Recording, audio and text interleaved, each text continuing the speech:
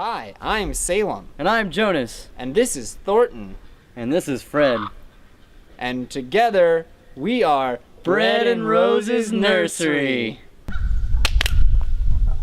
Our goal at Bread and Roses Nursery is to provide edible, medicinal, and useful plants to the Bloomington, Indiana community.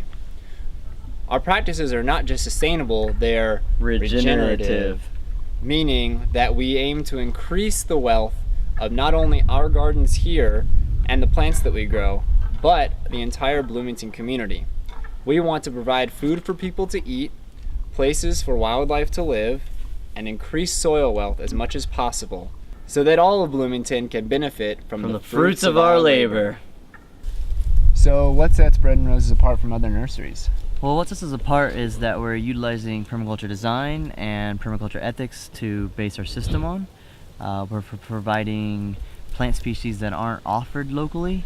We are using little outside input into how we provide for our plants, and we're providing education along with the sales of our plants. Yeah.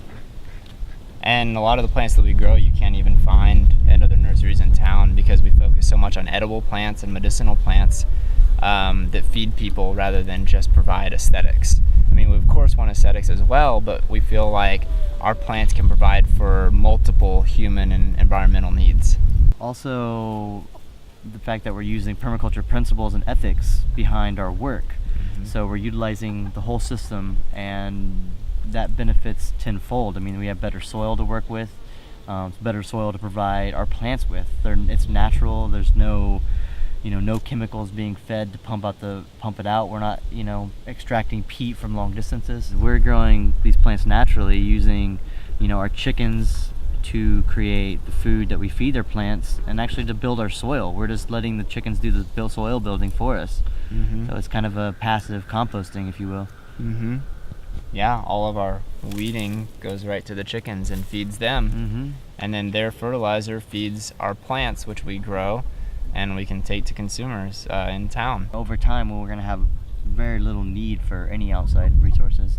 Here we have a number of seed starts that we're working on currently. All of these are either edible and or pollinator attractors that will bring birds, bees, butterflies, and all those good things into the garden to help pollinate other fruits and veggies that you might have. So what does Bread and Roses do for the community? Well, I mean, of course we're trying to offer plants that don't exist in the area currently, or at least that aren't available in the area currently.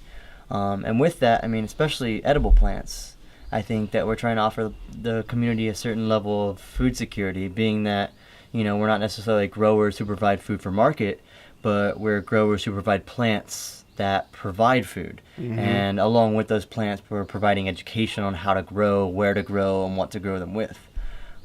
So the addition of food security for the community, I think, is an important issue.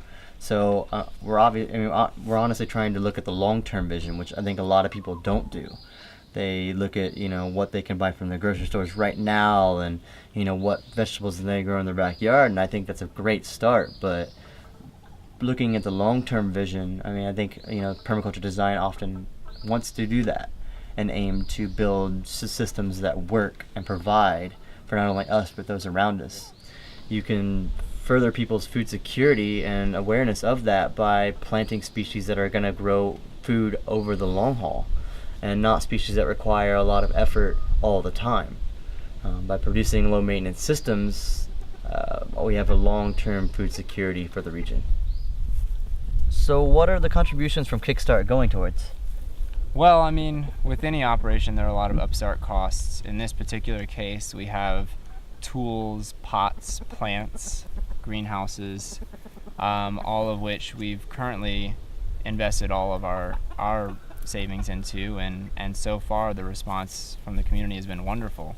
And with additional support, we could expand our operation and to be able to produce more plants and do the community a greater service that way.